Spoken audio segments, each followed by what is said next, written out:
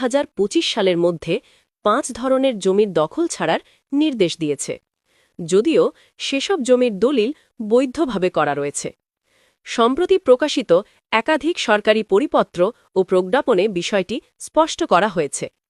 নির্দেশনায় বলা হয়েছে, এসব জমি অবৈধভাবে দখলে থাকলে তা অবিলম্বে ছাড়তে হবে, প্রয়োজনে নেওয়া হবে আইনি ব্যবস্থা। সরকারি নির্দেশে আরও উল্লেখ করা হয়েছে, দলিল যার, ভূমি তার, এই ধারণা সব ক্ষেত্রে প্রযোজ্য নয়, কারণ অনেক দলিল বৈধ হলেও মালিকানা ও দখলের আইনগত ভিত্তি ঠিকভাবে প্রতিষ্ঠিত নয়। যে 5 ধরনের জমির দখল ছাড়তে হবে: 1. সাব কবলা দলিল। যেসব সাব কবলা দলিল উত্তরাধিকার বণ্টন সম্পূর্ণ না করেই করা হয়েছে এবং কোনো ওয়ারিশকে বঞ্চিত করা হয়েছে, সেগুলো বাতিলযোগ্য।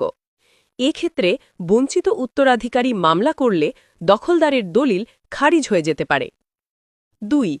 হেবা দলিল। দাতার পূর্ণ মালিকানা না থাকা, সঠিক প্রক্রিয়ায় গ্রহণ না করা বা শর্ত ভঙ্গ করে করা হেবা দলিলও বাতিলের আওতায় পড়বে। 3. জাল দলিল।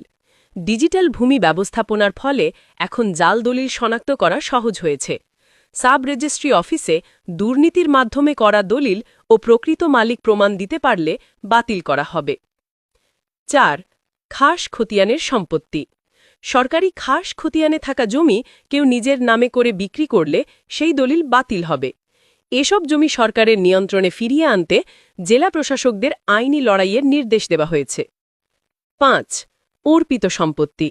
যুদ্ধ পরবর্তী সময়ে সরকারের নিয়ন্ত্রণে থাকা পরিত্যক্ত অর্পিত সম্পত্তি ব্যক্তিগতভাবে দখলে রাখা যাবে না।